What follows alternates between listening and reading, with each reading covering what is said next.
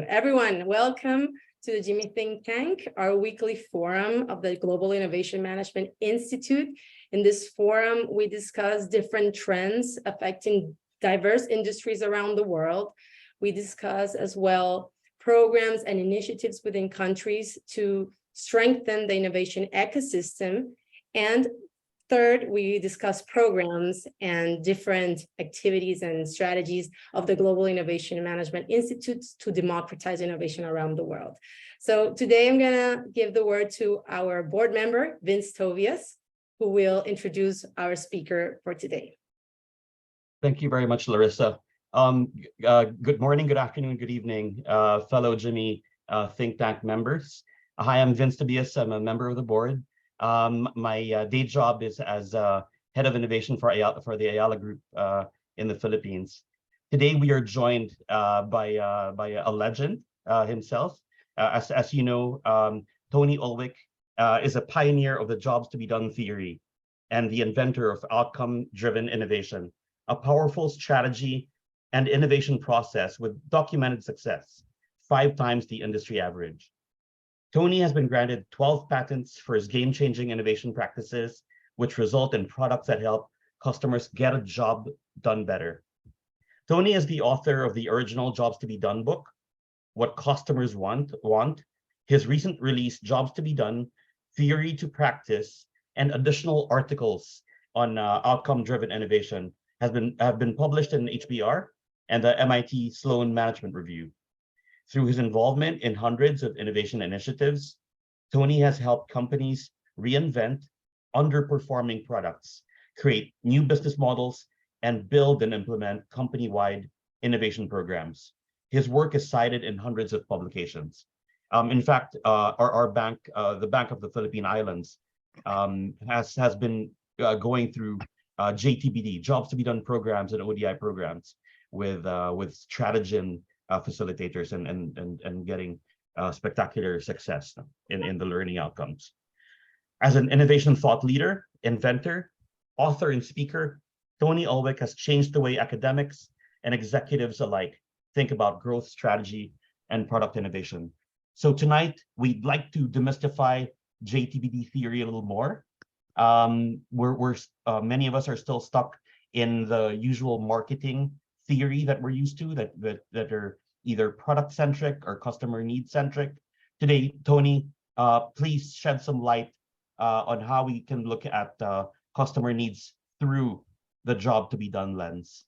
So without any further ado, let's give the stage to Tony Ulwick. Vincent, thank you so much. I really appreciate it. And thanks for inviting me here. I'm always anxious to share what I've learned over the years. I've been at this for a good long time, as you know, and I feel we're making some pretty good progress. It takes time to change, things like innovation. But let's just get started. And I want to make sure we save enough time for questions at the back end as well.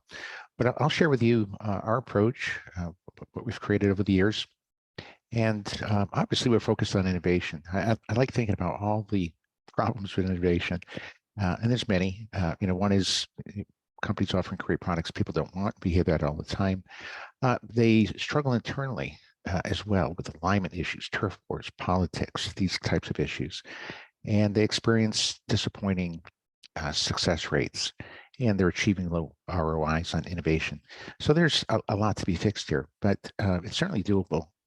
The way I like thinking about this is narrowing it down to what are the root cause issues associated with this lack of success.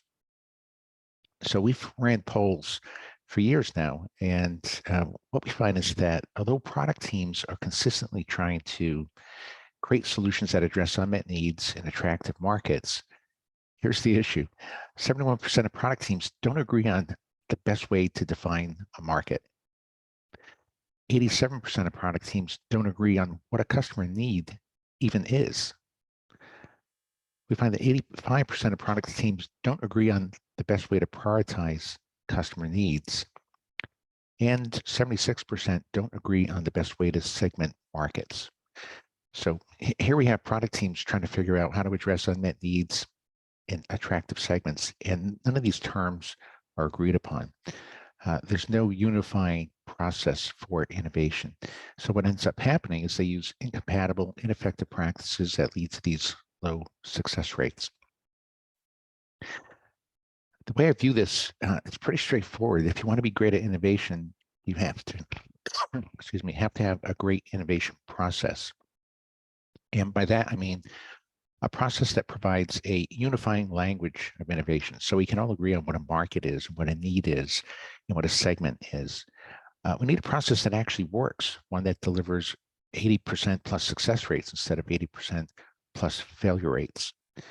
We need a process that aligns teams so that everyone is in agreement as to what the needs are, what needs are unmet, the best solutions we should build to move forward. And most of all, and I think this is really where I focused a lot of my career, is coming up with a process that will deliver solutions that you know with a high degree of certainty will win before you start developing the product. Now, I know that sounds like the Holy Grail, and it is, and it sounds like it's impossible, but it isn't. And that's what I want to share with you. Consider this, the Bosch circular saw team knew that this product was going to win in the marketplace before they started developing it. Well, how did they know that?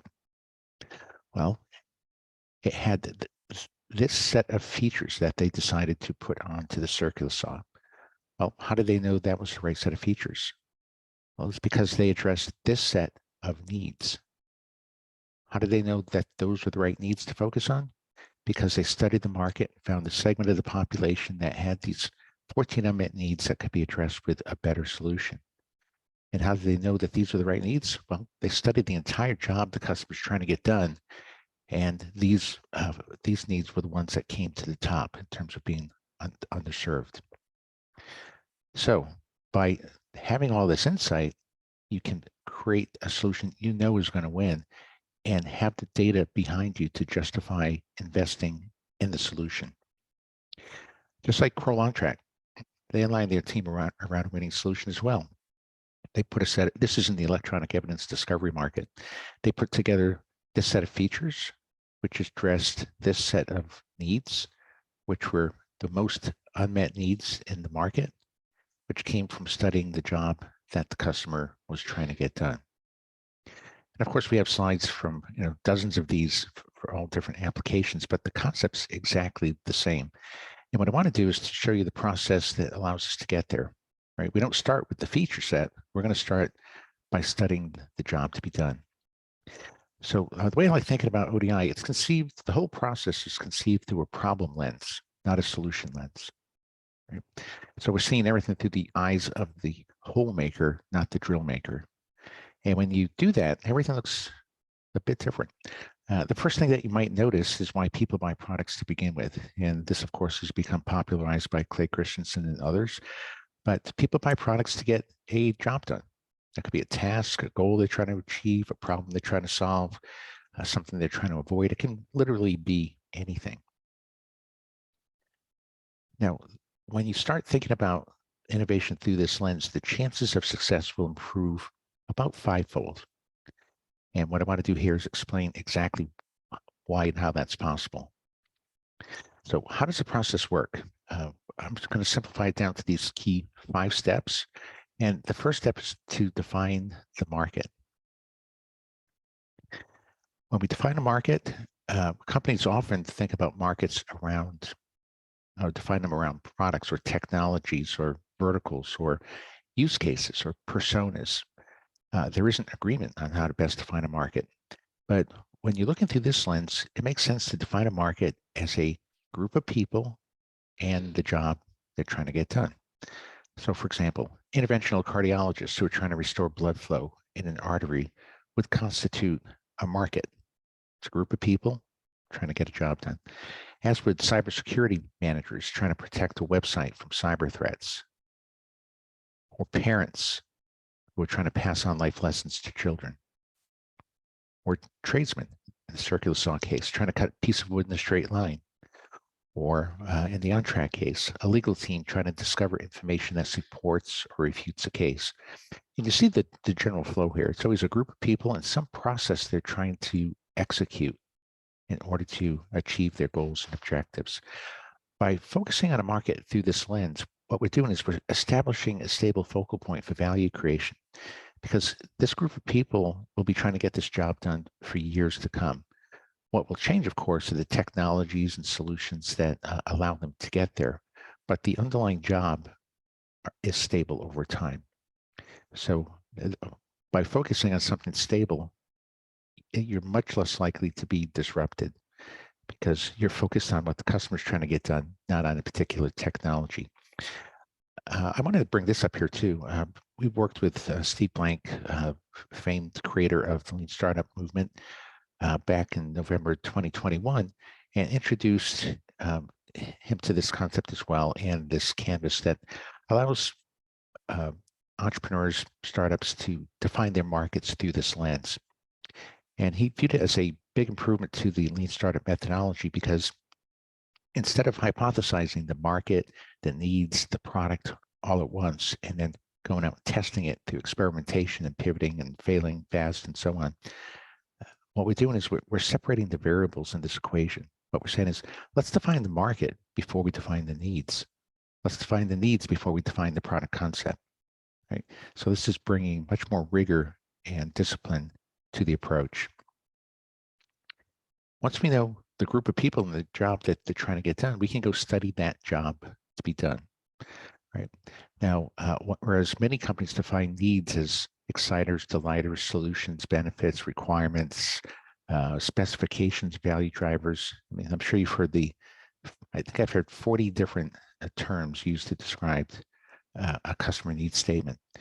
But through this lens, we're going to define needs as the measurable outcomes that people want to achieve when getting a job done. Now, I like thinking about it like this. It's more or less a hierarchy. You have the job at a high level that people are trying to get done. They're going through key steps along the way, and they have these measurable outcomes they're trying to achieve to execute the job perfectly. Here's a quick example. This comes from a medical device company. The job executor are the surgeons who are trying to remove an anatomical structure surgically. And you can see the job steps, right? And they establish initial access, gain access to the structure, define the pathway, navigate through barriers, terminate the blood supply to the structure, and so on. And what I want you to notice here is that we're not stating what people are doing. Right? This is not a process map. It's a job map. It's laying out what people are trying to do. And underneath each one of those steps are the outcomes that they're trying to achieve. So for example, 25, minimize the time it takes to locate the vessels that are feeding the target structure. This is a very specific instruction from the surgeon to the innovator to say, hey, I'm trying to achieve this goal. If you can help me minimize the time it takes to locate the vessels that are feeding the target structure, that would be value add. Now, of course, some of these needs are going to be more unmet than others, and we'll cover that in just a second. But what I want you to do here is take a peek at the granularity and specificity of these statements. This is what we call a need, right? They're the metrics people use to measure success when getting a job done. At a high level, to get a job done better, you can get it done faster, more predictably, with higher output throughput. So all these statements relate exactly to that. How do I get a job done faster? How do I eliminate bad things from happening? How do I minimize the likelihood that bleeding occurs when terminating the blood supply to the structure? How do I minimize the likelihood that reduced blood flow through the remnant structures results in tissue damage? Again, this is far different than saying make it more convenient and make it faster, make it easy to use, make it better. These are very specific instructions. And this is where we've worked hard over the years to invent what I call the perfect needs statement. We actually sat back and said, what characteristics should the perfect needs statement possess? And we said, well, first off, they should be knowable and discoverable. They should be solution independent, measurable, controllable, unambiguous, valid across geographies, and stable over time. So by approaching it this way, we can create this set of statements that meet all this criteria, making these the perfect input into the innovation process. We've tested this and validated this with many Fortune 100 companies over the years, and there's a lot of science behind why we picked this structure. Some of you may be thinking, wow, this looks like it might be appropriate for AI. And we think it is too. With this type of structure, we're working on developing the models that will help more efficiently extract these types of statements. What you end up with, of course, is 100+ timeless statements that instruct your company on its value creation efforts for years to come. These statements, too, are stable over time because they're tied to the job. They're not tied to a solution. The third step is to figure out which needs are unmet. Now, unmet needs generally are referred to as features or exciters or delighters that are missing from the solution. But we're not talking about unmet needs in solution space. We're talking about it in problem space. And we're going to refer to unmet needs as the measurable outcomes that people struggle to achieve. Now, the way we figure this out is we put a survey out to people, job executors, and ask them to tell us, how important is it that you're able to minimize the likelihood of damaging blood vessels along the pathway? And given the solution that you're using today, how satisfied are you with your ability to do exactly that? So from that, we get these 2 data points, which allows us to make gather some insights. We can figure out that 81% of the population in this example is saying this outcome is very or extremely important, yet only 30% of the population is saying it's very or extremely satisfied. And what we're saying here is, if the general population of users is saying something's very important, they're not well satisfied, that's an unmet need, and we give it an appropriate opportunity score. What we do from here is we can plot all those needs. There's often between 75 and 100 or more. And we can quickly see on this landscape which needs are most underserved and which needs are overserved. Now, the underserved needs, of course, are where you want to focus to create more value for the customer. People are often willing to pay more to get the job done better along these dimensions, which is another factor that we test in the survey. But innovation isn't just about getting the job done better. It's also about getting the job done more cheaply. And if you want to take function out of a product, you want to make sure you're taking it out in places that really don't matter, right? Where you're focused on integrating your offering around outcomes that are really not that important, but you spent a lot trying to satisfy them. The benefit here, innovators know which of these 100+ outcomes are unmet and to what degree, right? This is huge. So what we've done at this stage of the process is we've taken product teams from a place where they don't agree on what a need is to a place where they agree on what the customer's needs are and which of those needs are unmet. And I see that as being one of the more transformational aspects of the approach, because of course, everyone in the company is trying to create value for the customer. They just measure it in different ways. If we can get them to agree on how customers measure value and they adopt that measurement system through these outcomes, then magic happens, because now people are focused on solving the right problem as opposed to debating what the problem is. One of the key steps before we get to the strategy itself is segmentation. Segmentation is a critical element of the innovation process. We've all talked about this in our careers, right? There's always segments of people with different unmet needs. Companies, however, define segments in many different ways as personas, use cases, people with different demographics, different attitudes, and so on. We're going to define a segment literally as groups of people with different unmet needs, right? Now, most companies can't discover or struggle to discover segments of people with different unmet needs because they're segmenting around proxies like personas and use cases. Just because they create them doesn't mean people in those segments have different unmet needs. What we're able to do here is to segment around the unmet needs themselves, right? Because what we think is, customers don't agree on what the needs are, or which needs are unmet, I should say. And rather than using proxies, let's just go straight for it. You can't do this if you don't know what a need is or what the needs are, which are unmet. But once you've gotten to this point, we can conduct what we call outcome-based segmentation. So envision here, if you will, that a third of your sample says outcomes 10, 20, and 30 are really important and unsatisfied. Another third of the population says, no, we think it's outcomes 40, 50, and 60 are really important and unsatisfied. Another third of the population thinks another set of outcomes are important or unimportant and oversatisfied. Now, what happens here is we can run clustering and factoring clustering algorithms, quite literally place people in segments based on the way they're answering these questions, creating literal customers or segments of customers with different unmet needs. Only then do we look at the segment to figure out who's in it and why does it exist, right? And we build out what we call a needs-based persona.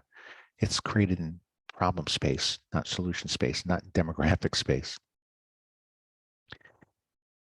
And so it often reveals, we say, hidden segments of opportunity because using traditional segmentation methods, you would not see these segments. But when you segment around unmet needs, like in this example, this is dentist restoring a tooth with a restoration, a cavity, basically. And you can see the same job. So some dentists are overserved, some are underserved, some are appropriately served. Well, why is that?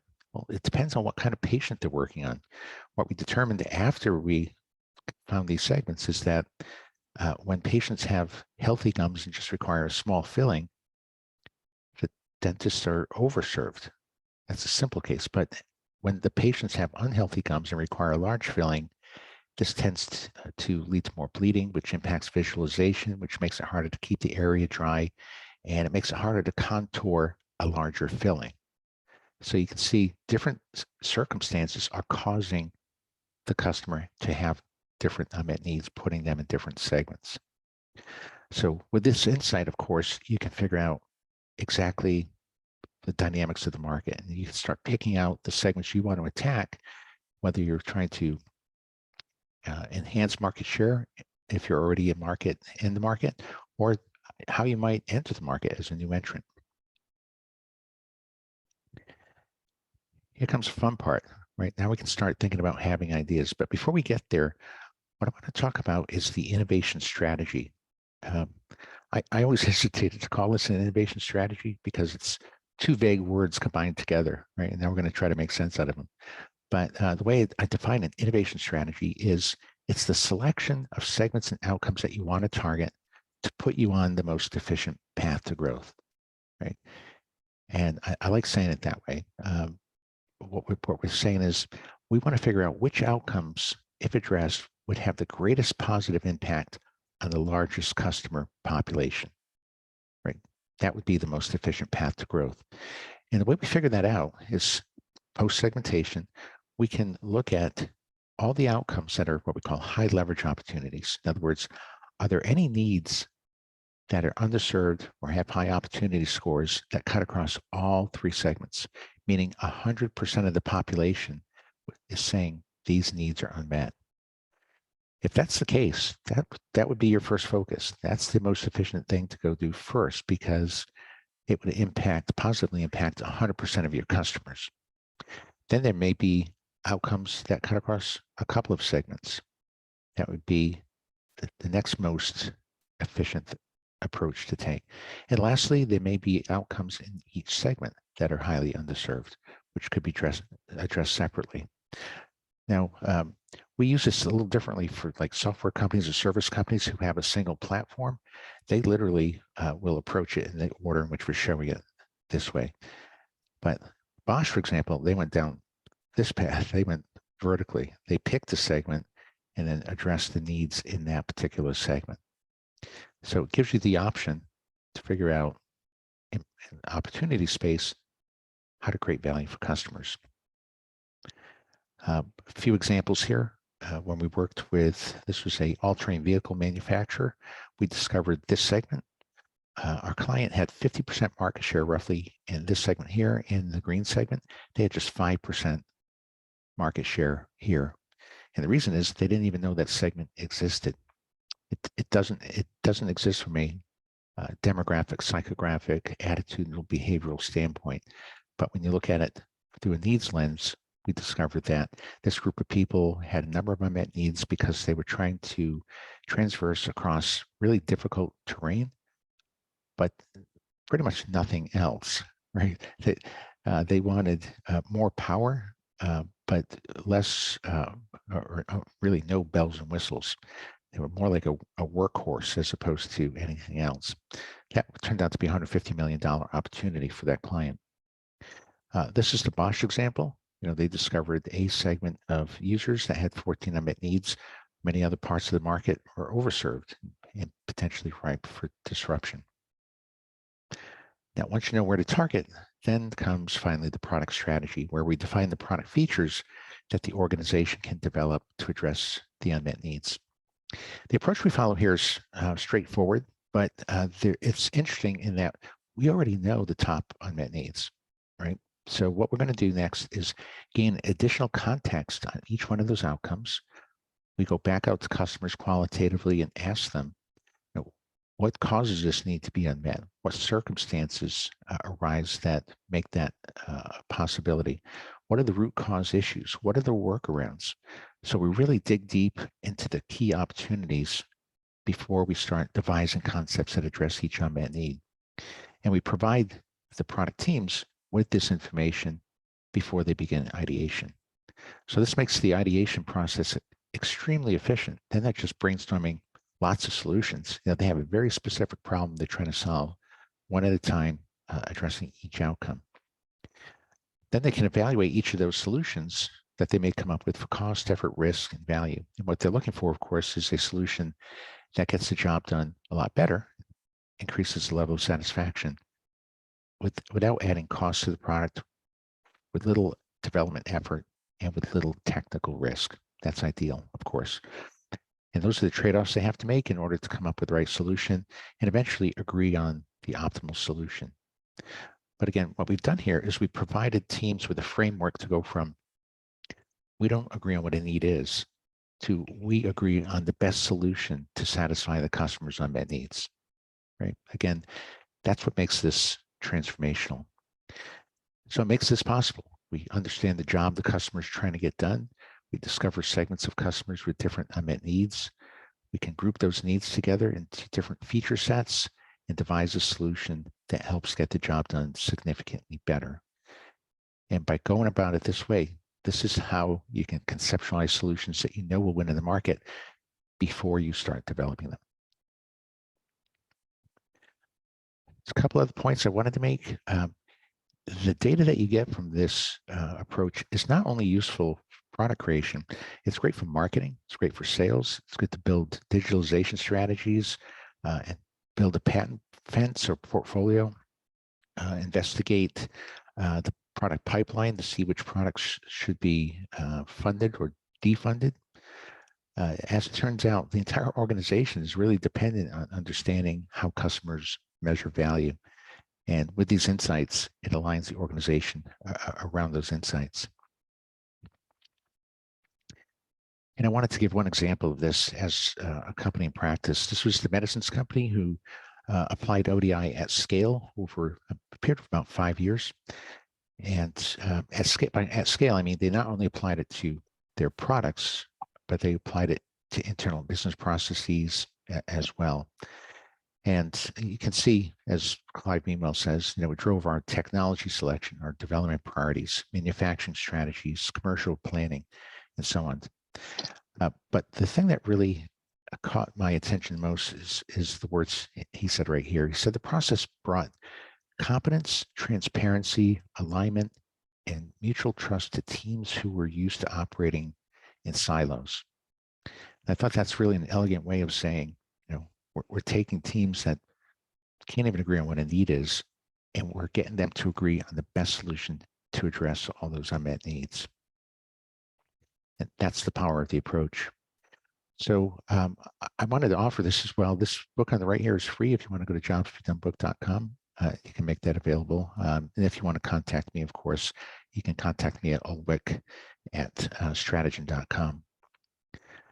So with that,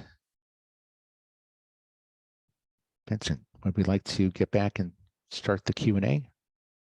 Right. Thank you, Tony. That was very helpful. That was a lot of such density in that learning, and I could tell it's very different from a lot of what we had learned in university and how we've been practicing marketing and product development in our in our different companies. Now, we have some questions on the floor, and we'd also love to see a show of hands so we can see who would go first. Maybe we could begin from with Massimo, Max Andriola from Italy. Yeah, thanks very much, Vince, and thanks very much, Tony. I've never seen such a, how to say, scientific approach to innovation, which is really great. The way you explain it, and I know how much research and experience you have had in your life, and thanks a lot for sharing. One question, Tony. Digital. How can digital services like ChatGPT or crowdsourcing or whatever, big data analytics help to improve the results of innovation, or better understand better who the segment is and what segments, what needs, desires the customer has? Yeah, that's a great question. I don't think anyone knows the answer to that yet, but of course, we've been thrilled to death working with ChatGPT and other some of the other platforms to figure out, how can it apply. We've quite literally went through every step of the process and mapped out for each step how might it work, right?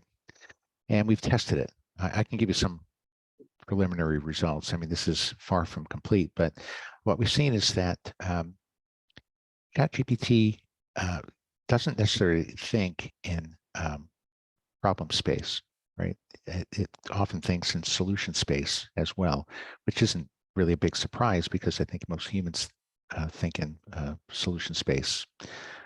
So when we try to create job maps, outcome statements, it's not picking up the nuances yet, right? I think it can, and I think because outcome-driven innovation is so prescriptive on the kind of statement we're looking for. I mean, we have a formula for the statement, right? So then it's more a matter of getting the nuances worked out. We have a set of 20, I think it's 27 rules that our practitioners follow to create the perfect need statement. And again, we think with some practice here that we can teach it the rules and teach it to spit out a pretty good set of outcomes. So I think that's one part of the question. You also mentioned just digitalization in general. How can digitalization be applied to create more value for your customers? Is that part of the question? Okay. So digitalization is a technology, just like all the other technologies that have come before it. We learned this lesson back 12 years ago working with Bear Crop Science on growing crops. So we're working with farmers growing crops. And when we studied the job of growing a crop, it turned out that about 50 of those 150 outcome statements related to getting information to the right place at the right time.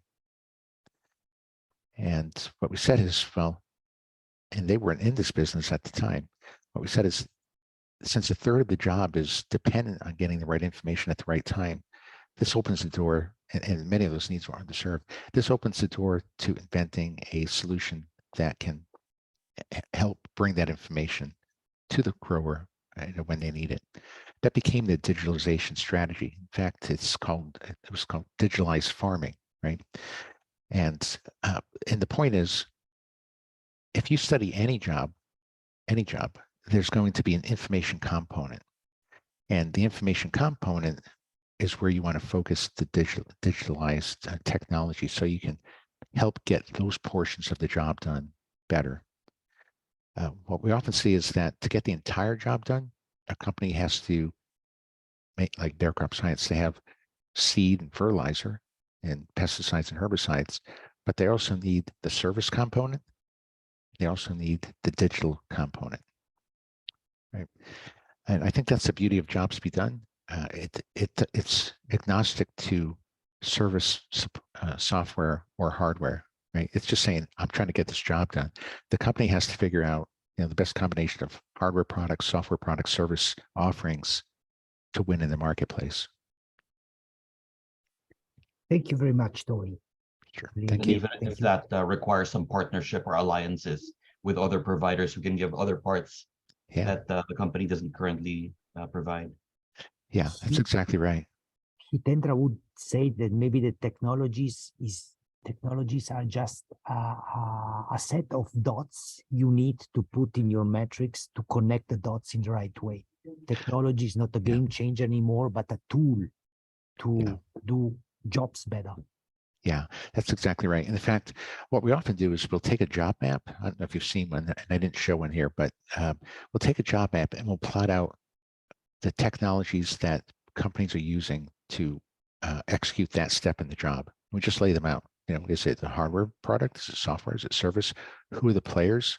And so you can plot out the whole ecosystem of companies and competitors around getting the job done.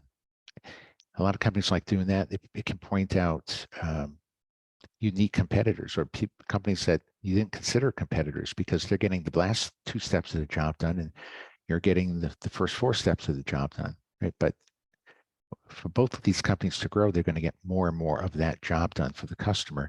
So at some point, they're going to overlap and become competitors. Yeah. Tony, I think David, our colleague from IXL Colombia. David. Hi, Tony, and thanks, Vincent. There's a couple of questions here in the chat from some of our SMEs here in Colombia.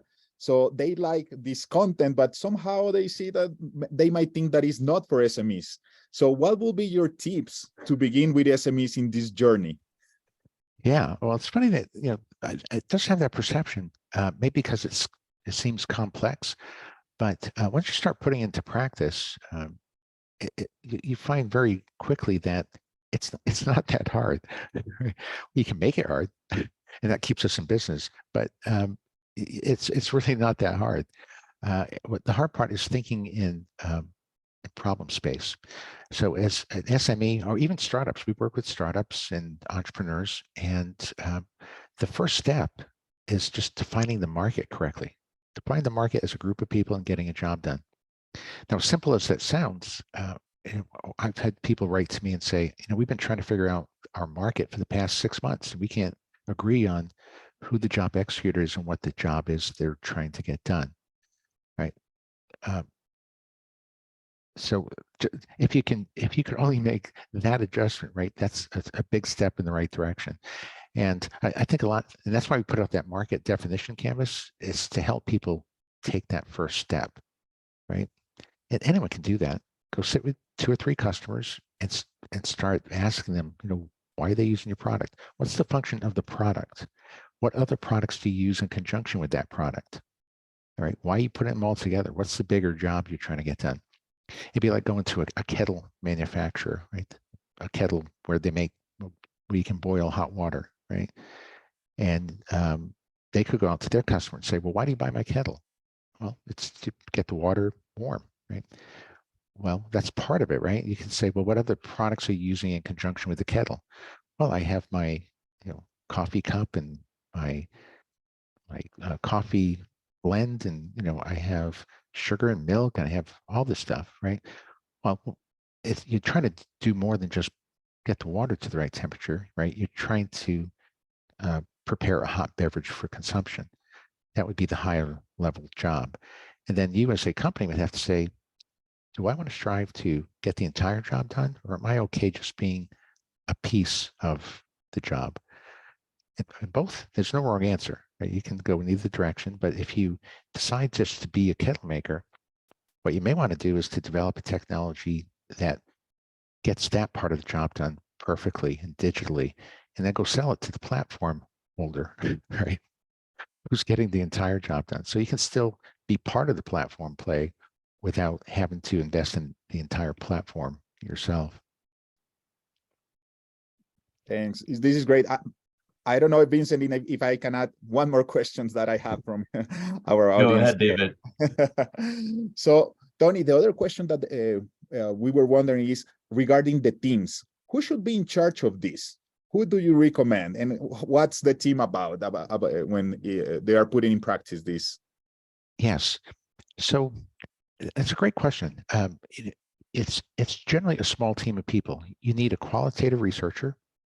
You need a quantitative researcher, And the qualitative is to gather all the inputs. The quantitative is to build out the survey, field the survey, get the data back, build out the data model, and start analyzing it. And the third person you need is the innovation strategist. So that's the person who is scoping out the project up front, managing the researchers to get the right data, analyzing the data at the back end, and then translating it like I more or less showed you here, finding the most efficient path to growth, turning that into product features, right? It may require someone with additional ideation expertise to run through that ideation exercise.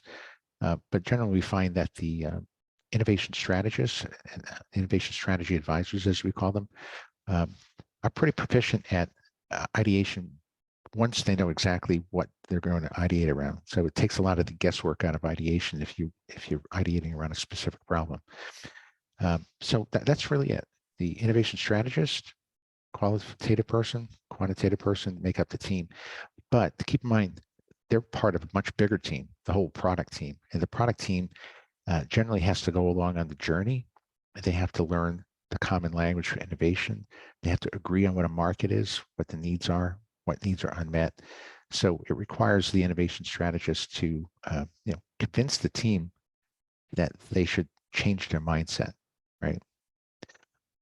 So that sounds complicated, and it can be, but I like the simple approach, which says companies already take customer inputs and turn them into products. They already do that, right? They already prototype. They already do everything else. But all we're trying to do is to have them stop using the current need statements they're using and use these instead. Right? Just plug in these statements instead of what you've been using. Just do everything the same, right? But now you're all agreeing on what a need is, what the needs are, which are unmet, the segments and all that.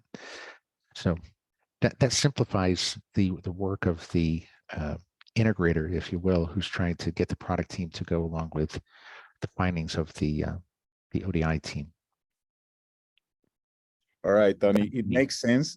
And here is about be part of a bigger team, as you mentioned, and this has to be integrated to the whole company, or else I hear you, it won't work the way we want it to work.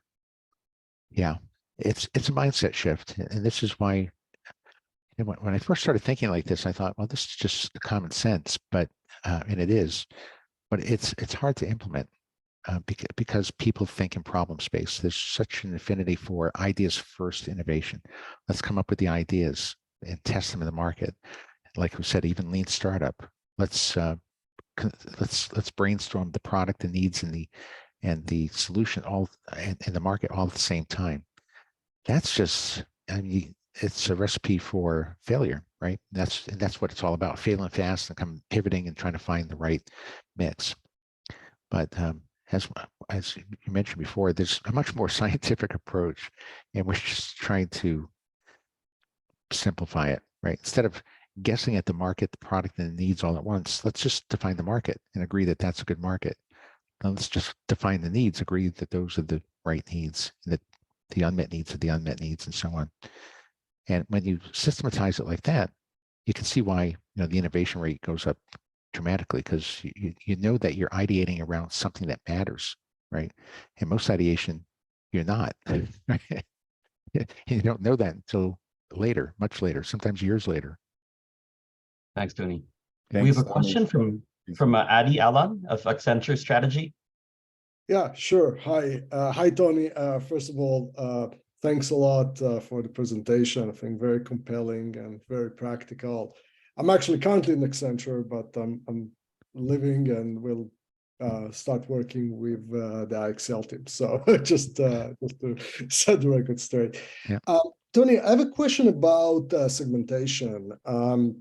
I like the approach that segmentation is primarily need-based, but my question is, do you sometimes find it challenging as you apply that segmentation to identify and reach those segments? So for example, you can define a segment as male between 25 to 55, and typically to be a very poor way to segment the market based on needs, but it's very identifiable. You can reach that segment.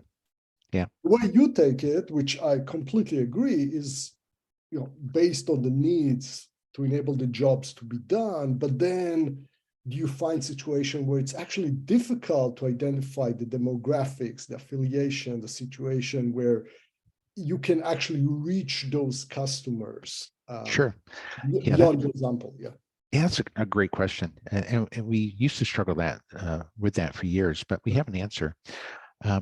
What you're saying in essence is you want context around the segments, right? Context is usually brought about by demographics, psychographics, behavior, so on. But you can get context in other ways too. What we learned is that, just like that dental example that I showed, we had the segments, but once we see those segments, we don't know what's in them, right? We have to go analyze them and then figure out, like, well, why are they different? We want to know the context. What's causing one segment to be different than the other? And I think in that example, I mentioned that, in the overserved segment, they had healthy gums and required just a small filling. And the highly underserved segment, they had unhealthy gums and required a large filling. That context triggered everything in the minds of the developers, right?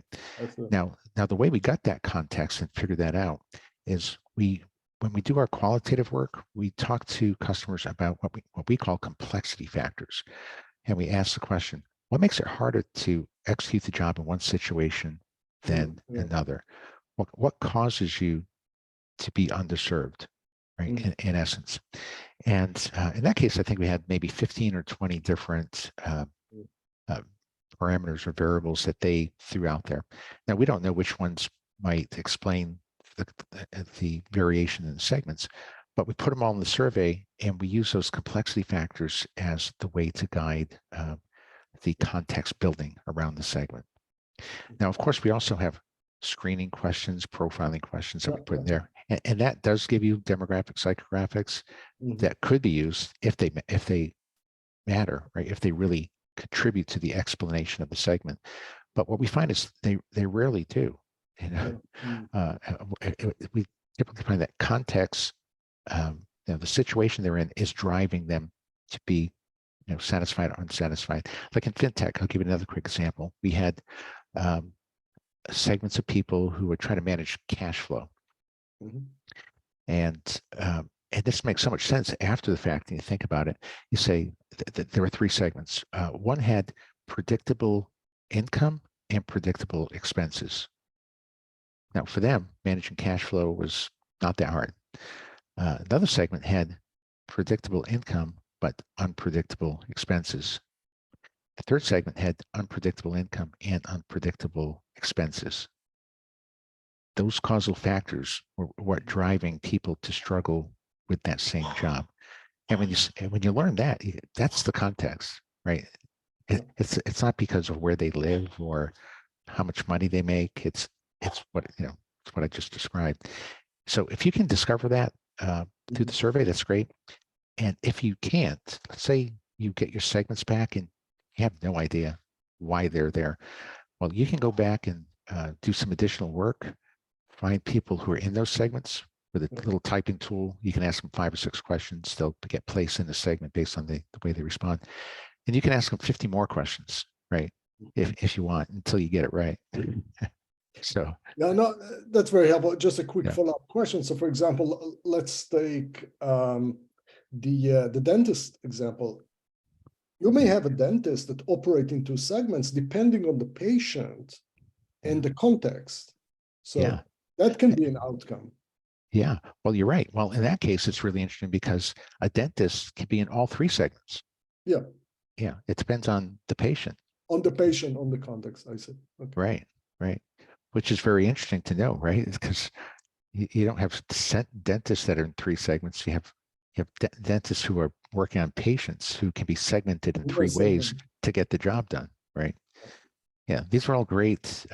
These sound like nuances, but they're really extremely important insights. Yeah, because it's important for targeting. So now when the clients say, I want to target those contexts, those situations, it may be that, well, you may be targeting dentists that operate in all those segments, but the messaging will be specifically for treating, those kinds of patients with those indications and and what we often see is our clients will just build out their website to say, they'll just have all the three options up there, right? So it's a matter of self-selection. It's not like you have to reach a different group of people. You're already talking to dentists, right?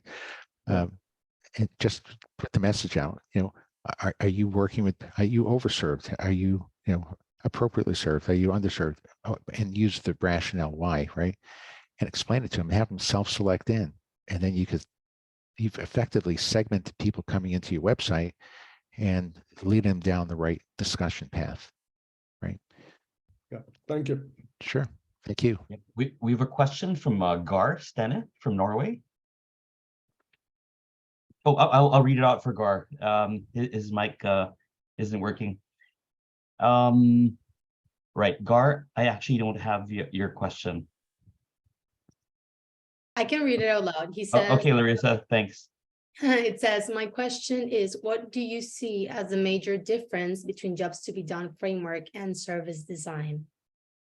Oh, there it is. Yeah, yeah, that's a great question. I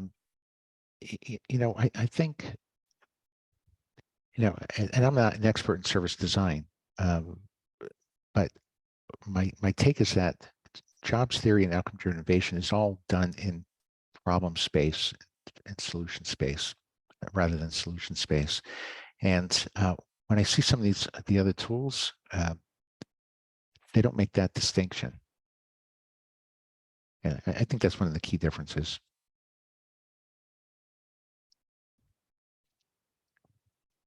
Right. Yeah. If I could go next. Yeah. Sure. Tony, I really appreciated your innovation strategy map, the matrix. It was Ulwick, Christensen, Porter, all the thinking you were able to integrate in that map very innovatively. But I wanted to ask, in light of disruptive innovation, we're from 7 continents here. There are developing economies represented in this group. Disruptive innovation is very important, including the excluded in financial services, education, healthcare. How do you use this map in surfacing the outcomes that are overserved, such that we can find exactly how to convert non-consumers into actually getting into the healthcare market and education, financial services? Well, you're bringing up a really interesting point, and this is another nuance, but non-consumers aren't overserved, right? So this is one of the little nuances in disruptive theory. When Clay talks about disruption, he says 2 kinds of disruption. One is the low-end disruption, which is, yes, you come up with a cheaper product that then moves up market and eventually addresses the needs of the underserved people as well, right? But then there's the non-consumers, which you're referring to, Vincent, which says, how do I get people that aren't consuming to consume, right? Now, generally, the reason they're not consuming is because they either don't have the skill or can't afford to get the job done. So they can't afford a product. It's not that they don't want one. And it's not that they're overserved. They're actually underserved, right? Right. So that flips it around a little bit. That is right. And so what you want to do is to still go to those customers to figure out where they're underserved. But in cases like that, even if you just understand the job and the job map in a good level of detail, if you can help people just get pieces of the job done, you may not have to go to the outcome level yet, right? Just figure out in which steps of the job are they struggling to get in and adopt, and then work on developing the lower cost solutions for them. That the technology you develop could become a disruptive technology that could then be used to move up market to address the needs of the most underserved people as well, right? But don't think of non-consumers as overserved. I see that written quite a bit, but it's just it's just not the case. So you can apply the approach just as I described here to non-consumers to figure out where they might be struggling. Right. Yeah. Thanks, Tony. But maybe I was just thinking that because there may be features that make the product too expensive or inaccessible, maybe there are features that could be be foregone? Oh, absolutely. Yeah. In solution space, the solution they want could be a lower end solution compared to the mainstream market. So it looks like a worse performing product than what people are used to, and it is. But it's not addressing the overserved needs of non-consumers. It's addressing the underserved needs of non-consumers. Right. Yeah, that's the right way to think about it. Yeah, Thank you, Tony. sure. Yeah. Just wanted to call out that the hour went by so quickly. It did. And we do have to round up in 30 seconds. But Tony, thank you for sharing your frameworks. We also have your free book. The link is shared on chat, and we can put it out there on LinkedIn and Facebook as well. But definitely, you've opened more questions by sharing this knowledge in the past hour. We will have more questions, and we hope we could invite you again to more discussions. Yeah, I would really enjoy that. This evening. Yeah, thanks so much. It was good. It was good fun and great questions. I thank you for that. Thank you, Tony. And thank you, GIMI, colleagues and friends who joined us tonight. Now we'll end the formal session, but those who may want to stick around, we will have an informal session with Tony and those who can stay a little longer. Thank you, everyone, and good evening, good morning.